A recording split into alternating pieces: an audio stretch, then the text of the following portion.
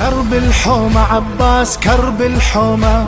وحيدر ثاني عالناس صار بيومه، ومعون من الخيام تتفاخر بيه،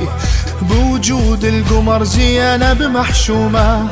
بوجود القمر زينب محشومة. قمر أبو فاضل كافل الخدر وفي سفر أبو فاضل، قمر أبو فاضل